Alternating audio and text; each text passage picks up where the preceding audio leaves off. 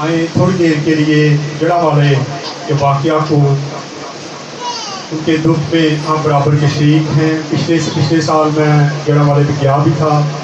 आज के दिन वहाँ पे ब्लैक डे मनाया जाता है। लोग ब्लैक कपड़े पहनते हैं, ब्लैक बाजुओं पे कपड़ा पाते हैं। वो ब्लैक डे के तलक से उसको याद किया जाता है, क्योंकि पाकिस्तान में बहुत सारे वाक़यात हुए, लेकिन जड़ा वाले से बड़ा वाक़या तो नहीं हुआ। वहाँ तकरीबन 24 के करीब चर्च जलाए गए, बहुत सारे घरों को जलाया गया। हमारी बेटियाँ, हमारी बुजुर्ग, हमारे बच्चे जो थे वो खेतों में छुप गए जाके। और फिर खुदा का शुक्र है कि आखिरकार वो वापस अपने घरों में आबाद हुए। हम उसकी शुक्रगुजारी भी करते हैं, लेकिन उस दिन की याद में हम हर साल ये दिन मनाते हैं। ये बाइबल मुक़द्दस जो आपके सामने रखी हुई है, ये हमेशा हम ऑल्टर पे रखते थे, लेकिन जब से शायरबानी के बर्तन हम लगाना शुरू हुए तो हमने इसको इस साइड पे रखा है।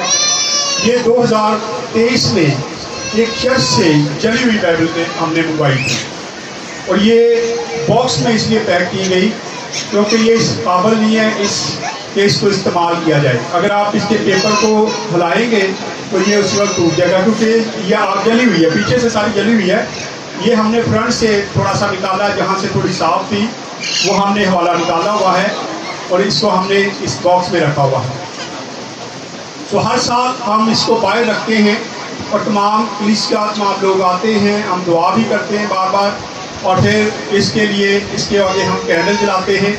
आए, मैं चाहता हूँ मुफ्ती साहब भी आगे हैं। मुफ्ती साहब ने अभी बता रहा था कि जो लोग ऐसे काम करते उनका कोई मज़हब नहीं होता, ना वो मंदिर देखते, ना मस्जिद देखते, ना वो गुरुद्वारा देखते, ना चर्च, कोई चीज़ नहीं वो देखते। उनका काम सिर्फ ये है कि मार दो तो जन्नत हासिल कर दो। तो इस पर ज़्यादा हमारे, जो आपको पता है हमारे बाइबल मुक़द्दस में जन्नत कैसे मिलनी है, लेकिन मैं चाहता हूँ मुफ्ती साहब चंद मिनट के लिए, थोड़ी देर के लिए इसको बयान करेंगे। लेकिन उससे पहले मैं चाहता हूँ कि 2-3 बच्चों ने गीत तैयार किए हैं, उसी हवाला से जब हम वहाँ पे जाते थे तो ये गीत हम वहाँ पे गाते थे जाके। जब भी हम जड़ा वाले जाते थे तो हम ये गीत गाते थे, लोग जमा हो जाते थे, और फिर हम उनको हौसला देते थे, तसल्ली देते थे कि हम आपके साथ खड़े हैं। हम लाहौर में ज़रूर रहते हैं, लेकिन कभी ये ना समझना कि हम आपको तनहा छोड़ देंगे। हम हर वक्त आपके साथ खड़े हैं। और अमन कमेटी की तरफ से मुफ्ती साहब, तमाम हमारी टीम जो है ये वहाँ पे काम करती रही, ये भी वहाँ पे पहुँचे, और हम शुक्रगुजार हैं उन लोगों के जो उस वक्त हमारे साथ खड़े थे। आए, मैं चाहता हूँ पहले गीत गाएंगे और उसके बाद मुफ्ती साहब को टाइम देंगे कि थोड़ी देर के लिए वो बोलें।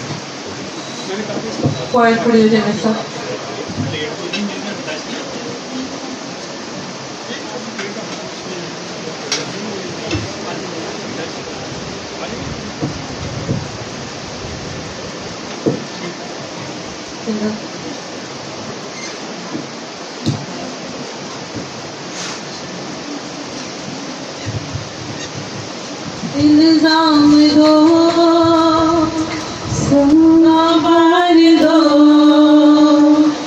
मैं मसीह हूँ, चाहे मार दो।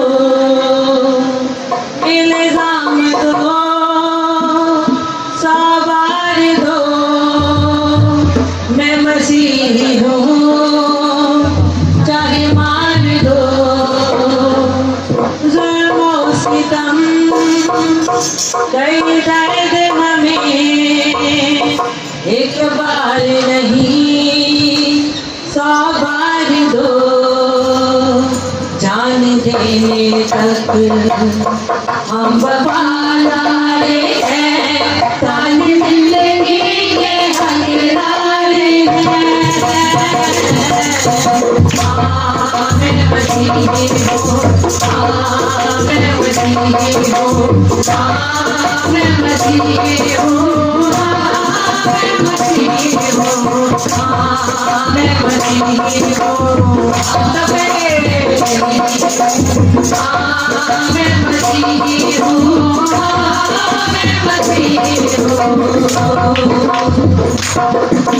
जब भी करना है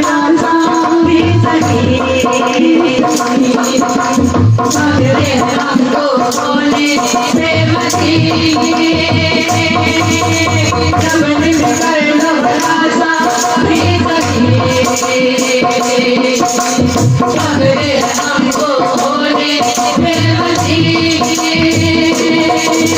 पहले हर दुनिया से गुजर जाएंगे इनकार न होगा मसीहत से कभी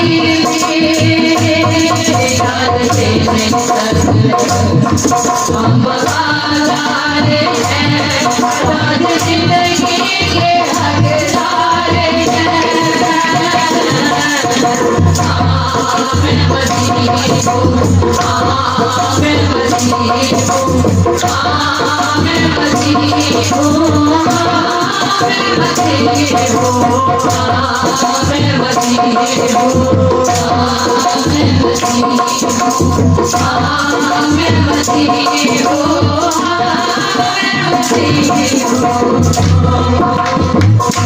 जाने तुम सब यार दिल के रोने हैं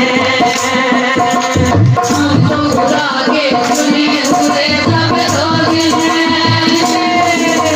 जाने तुम सब यार दिल के रोने हैं हम तो खुदा के चुने हुए सब लोग हैं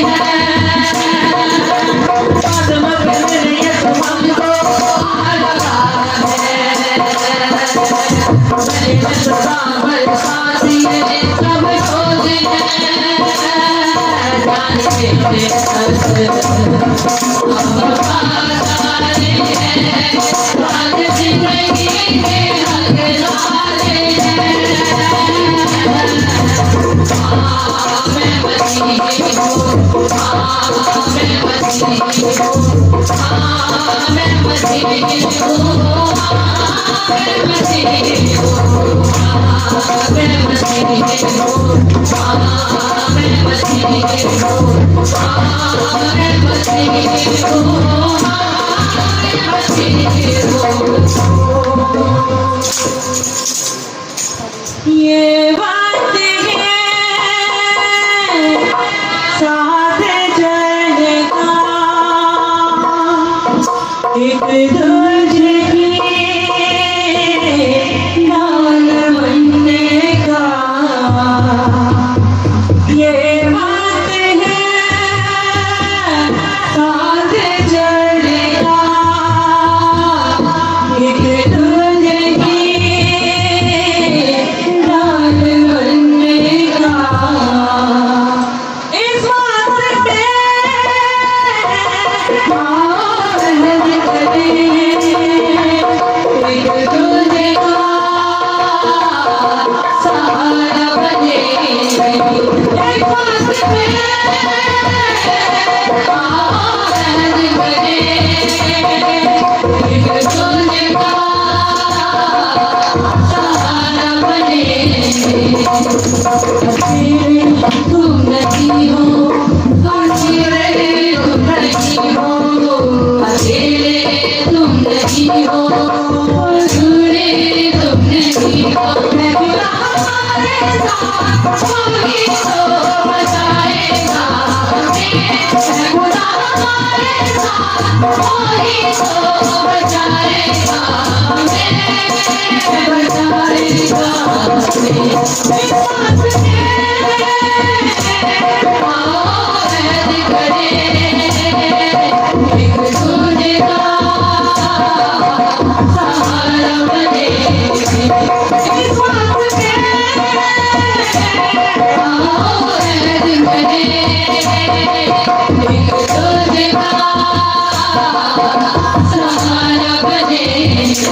अकेले तुम नहीं हो अधूरे तुम नहीं हो अकेले तुम नहीं हो अधूरे तुम नहीं हो अकेले तुम नहीं हो अधूरे तुम नहीं हो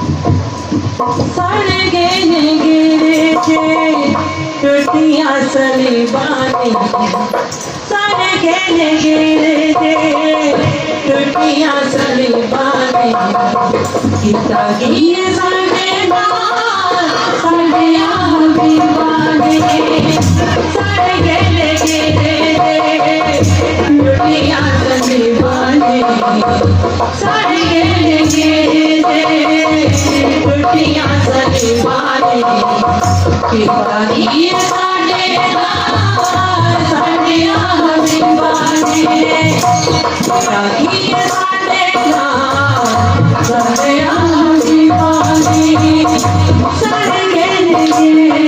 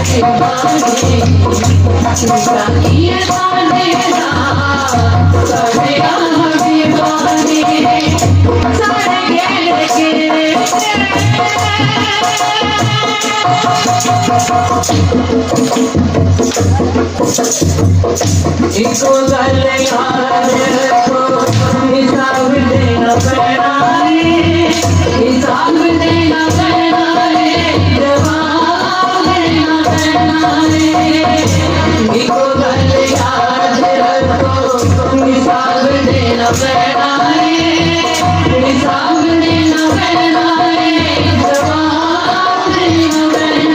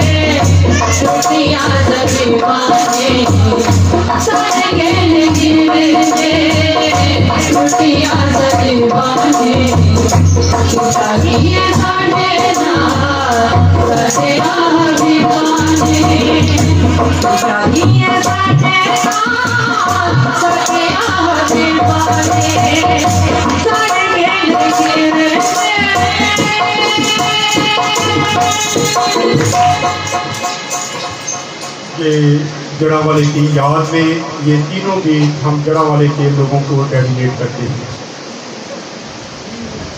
जब ये वाकया हुआ तो हम वहाँ पे पहुँचे। वो कैसे जरूरी लोग थे जिनको किसी चीज़ का कोई एहतराम नहीं था। चर्चों को आग लगा दी गई, घरों को आग लगा दी गई। फिर यहाँ तक के इतने जुनूनी हो चुके थे कि कब्रिस्तान में जाके कब्रों को मार रहे थे। यहाँ से पता चलता है उनका कोई मजहब नहीं था, क्योंकि कब्र की बेहुरमती कोई भी नहीं करता। ना क्रिश्चियन करते हैं ना मुस्लिम करते हैं। लेकिन वो लोग, मैंने पहले भी बताया, उनका कोई मजहब नहीं है। इतना बड़ा सानिया हुआ। आज भी वहाँ पे बहुत सारे प्रोग्राम हो रहे होंगे चर्चिज में, क्योंकि 14 अगस्त के बाद 2 दिन के बाद ये वाक़या हुआ। जब हम वहाँ पे गए तो जिस चर्च को सबसे पहले हमने विजिट किया, उसी चर्च में चर्च जला हुआ था और ताज़ा उन्होंने 14 अगस्त मनाई थी, झंडा सामने लगा हुआ था और जगह जगह उन्होंने डेकोरेशन भी की थी। इतने दुख की बात है कि 14 अगस्त को पाकिस्तान आज़ाद होता है और आज़ादी भी क्रिश्चियनों के वसीला से हुई। 1947 में जब करारदाद पास होने लगी, जब ये सारा कुछ हो रहा था, तो हम देखते हैं कि पंजाब जो है इसके लिए बोर्ड चाहिए था। तो वहाँ जो हिंदू लोग थे उन्होंने कहा कि जो मांगेगा पाकिस्तान उसको मिलेगा कब्रिस्तान। एसपी दीवान बहादुर सिंह साहब जो क्रिश्चियन थे, उन्होंने 19 सीढ़ियों पे खड़े होकर कहा, सीने पे गोली खाएंगे, पाकिस्तान बनाएंगे। और उन्होंने वोट दिया। तो ये पंजाब आज जिसमें हम बस रहे हैं, ये हमारे वोट से बस। जब जंग होती है तो हमारे बहादुर भी वही लड़ रहे होते हैं, ये नहीं कि क्रिश्चियन घरों में चले जाते हैं। पाकिस्तान के लिए बहुत बड़ी कुर्बानियाँ हैं। अगर इस वक्त देखा जाए तो मेडिकल में सबसे ज़्यादा नर्सिंग जो है वो क्रिश्चियनों की है। उसके बाद तलीमी इदारों में देख लें, तलीमी इदारे जितने बड़े लीडर हैं, जितने बड़े ऑफिसर हैं, ये सारे क्रिश्चियन इदारों से पढ़ के आए हैं। फिर हर चीज़ में क्रिश्चियन सबसे आगे होते हैं।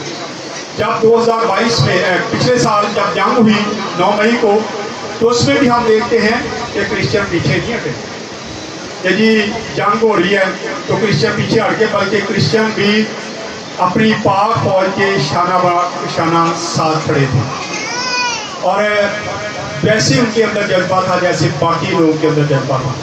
तो ये पाकिस्तान हमारे वोट से बना, हमारी बहुत सारी कुर्बानियाँ हैं। और जब ऐसे लोग जिनको मज़हब का कुछ नहीं पता होता, जब उनके दिमाग खराब होते हैं, तो फिर वो किसी चीज़ को नहीं देखते, ना वो कुर्बानियों को देखते हैं और ना वो इन चीज़ों को देखते हैं कि हमने क्या करना है, वो कर गुजरते हैं। वो मस्जिद भी गिरा देते हैं, मस्जिदों में भी जाके बम ब्लास्ट करते हैं, मंदिरों में भी, गुरुद्वारों में भी, तो चर्चों में भी वो ही करते हैं। सो आए, मैं चाहता हूँ मुफ्ती साहब थोड़ी देर के लिए इस पर रोशनी डालें कि इनके कुरान पाक के मुताबिक क्या लिखा है कि ऐसे लोगों का क्या अंजाम होने वाला है जो इस बात को समझते हैं कि हम ये सारा कुछ करेंगे तो कुछ भी नहीं होगा।